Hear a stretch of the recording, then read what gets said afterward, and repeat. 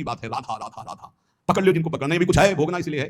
हम सुनाया करते कि एक पंडित जी जो है किसी जजमान के यहाँ से गंगा का किनारा पकड़ा, सोचे शॉर्टकट से जल्दी घर पहुंच जाएंगे। तो रस्ते में स्मशान था, तो एक खोपड़ी पड़ी थी, वो बड़े ज्योतिषाचार्य थे। उन्होंने खोपड़ी में देखा, लिखा था अभी कुछ और बकाया है। उनका आप क्या बकाया है, मर गया, जल गया, हड्डी हड्डी अलग हो गई, खोपड़ी अकेले, अब क्या बकाया है। सोचा वैसे कैसे पता चलेगा कि अब क्या बकाया, इसको ले चलते। तो एक झोली में डाला तो ले गए और एक एकांत कमरे में टांग दिया, जहां जल्दी किसी का हाथ ना पहुंचे, देखेंगे भाई इसमें क्या है। घर गए, खाया पिया, दूसरे जजमान के यहाँ गए। पंडित आए ने सोचा इस बार पंडित जी आए थे तो कुछ लाए और एकांत कमरे में टांगे, हमें लगता है कुछ विशेष भेंट है और हमसे बताया नहीं, खुशी के कारण बड़ी खुश हुई। गई तो देखा खोपड़ी। पंडित जी की बुद्धि खराब है, खोपड़ी लाए, गुस्सा आई, खोपड़ी को उठाया, उखली में मार मुसर उसे चकनाचूर करके और नाली में फेंक दिया जाके। पंडित जी आए जजमान के यहाँ से अपना पांडित्य कर्म करके अपने कमरे में गए और एकांत में टांगी थी, तो कहा कहाँ है वो झोली, तो बुद्धि खराब, ऐसी पवित्र चीजें घर में लानी चाहिए। बोले क्या किया, बोले सैकड़ों मुसर मार के उसे चूर चूर करके नाली में डाल दिया। बोले यही बकाया था।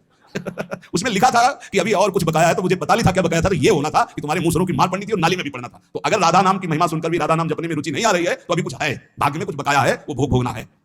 तन्नाम रूप चरिता